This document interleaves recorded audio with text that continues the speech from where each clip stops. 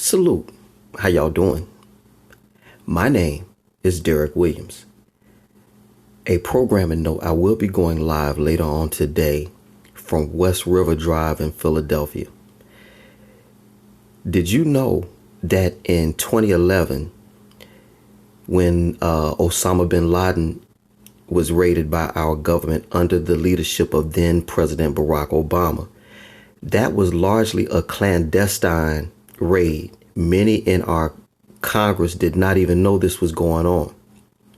And many people were upset because the fact of the matter is the president was operating unilaterally, which meant he just went out on his own to handle business. And we're having a similar geopolitical situation today. But as y'all know, I'm just one man. In the comment section on YouTube, the title of this presentation will be called An Opposing Point of View. I want to introduce to you Alex Jones of Austin, Texas. He is a radio host out there and is without question the godfather of the 9/11 truth movement, someone that I've been following for about a decade now, and most of his information checks out. Actually, it's a lot of times it's worse than what he says. But I'm going to let you hear his take. And actually, when you stop and think about it, many of you all may have not been prior service, but I have been. And you just have a different spin on things that happen around the world. And I just want to let you hear this take because, again, many people are upset that President Donald Trump, did unilateral actions and killed a leader in Iran.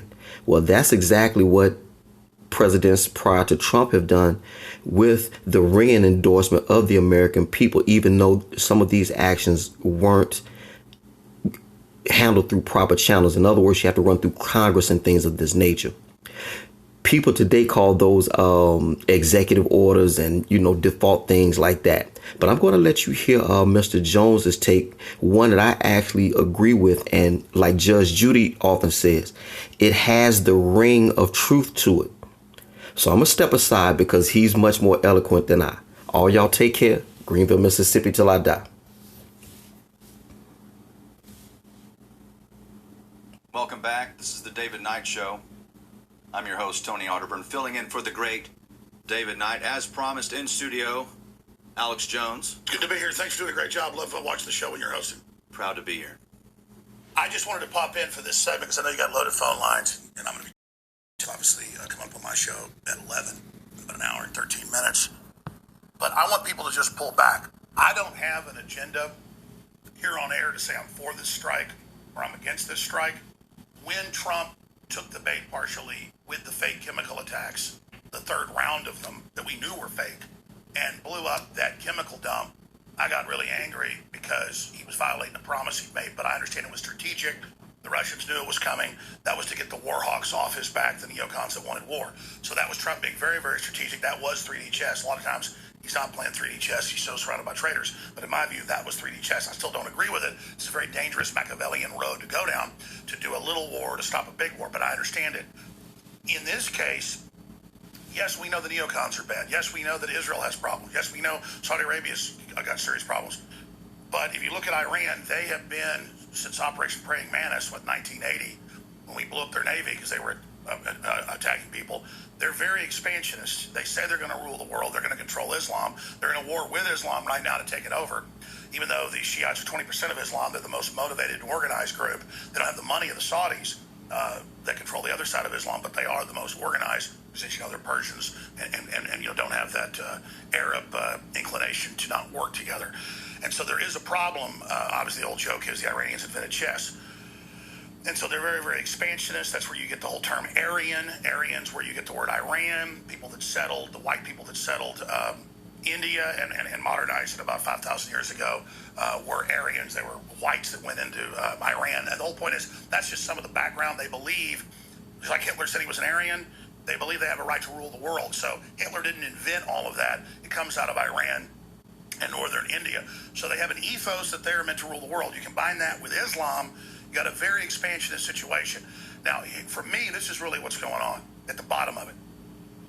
they're launching all these proxy wars. The United States can't make Saudi Arabia stop launching its ISIS, Al-Qaeda, Al-Nusra proxy operations if Iran keeps doing it. Deep state, leftist, globalist, Hillary, Obama, John Kerry, and others have been engaged in shadow diplomacy, running around behind Trump, trying to unravel things, and they've bragged, and so is Michael Moore when he was president-elect, oh, we'll embarrass him in North Korea and in Iran, and he'll get removed from international crisis. Just like they tried Bay of Pigs on Kennedy, this is something very, very similar they're trying to do. Trump's isolated himself, doesn't let Congress know what he's doing now. Normally they do. The president doesn't have to in an emergency. And that's wise because they will sabotage operations like taking out al-Baghdadi. They were going to try to sabotage that previously. And so by killing these guys, he's saying no more proxy wars. If you do this, we're going to decapitate your regime. And it's a message to Kim Jong-un in North Korea. So that's the reason that's happening, is letting the deep state know he's the commander-in-chief. They're not going to have dual operations with the Iranian leadership. They've been given the green light to embarrass Trump in the Strait of Hormuz, embarrass America, and push us into a larger conflict on their terms. So Trump's saying, no, we'll do it on our terms, and we'll start decapitating the leadership in Tehran, because the general that was killed basically was the co-president with the mullah, the Ayatollah that runs that place. They run the bureaucracy. They run the whole government. They run the thousands of money laundering operations around the world. And that's the top linked story up on drudgereport.com is our report about sleeper cells. The fact that they do have not fake Al-Qaeda, ISIS type wind-up toys that Israel and others have been caught running. That's just a fact. I'm not against Israel. It's just Israel runs a lot of ISIS and Al-Qaeda. It's even in the Jerusalem Post that they help fund Hamas as a counter to Hezbollah, which again is Iran. So you've got this playing the Shiite-Sunni Islamic civil war off against each other. And so the question is the deep state crazy enough working with Iran to greenlight them carrying out terror attacks in America to then say, oh, look, Trump did this, so it's his fault? I don't think that would play well.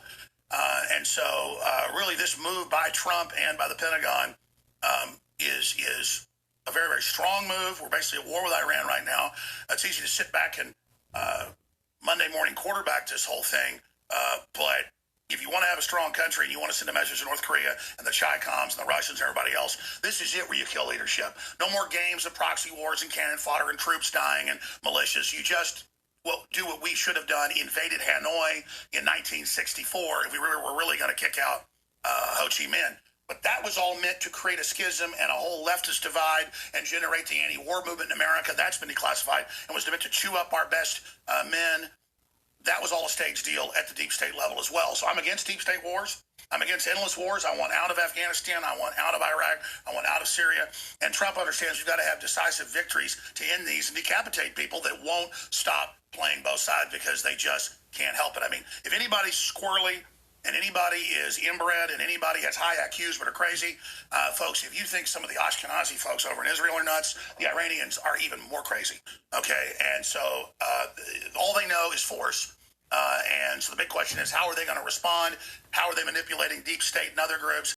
Some of the crazy folks in Iran, crazy folks in Saudi Arabia, inbred as well, crazy British elites. It's just a bunch of crazy inbred crazies. And you've got normal people that live in Israel and live in Iran and live in the U.S. and live in Europe. And we all just want peace. People in China, on average, are just good people. But we have crazy elites that are always playing with the grand chessboard that is the planet. And that's my view on this, is looking at it from what it is, not, oh, my God, Trump's betrayed us. He's a warmonger. I love Tucker Carlson. When Tucker's saying, hey, this will make the neocons happy. But this isn't the way the neocons wanted it. They just want an outright giant war. If you're going to have wars, really, you go into capitals, you kill the leadership. That's why we used to send the Marines in around the world. That's what you actually do. You storm the castle, you kill the leadership. You don't have big giant wars. Big giant wars are things that were carried out by British and French elites, Norman elites, that were all inbred and were actually having wars with each other to kill off their own populations.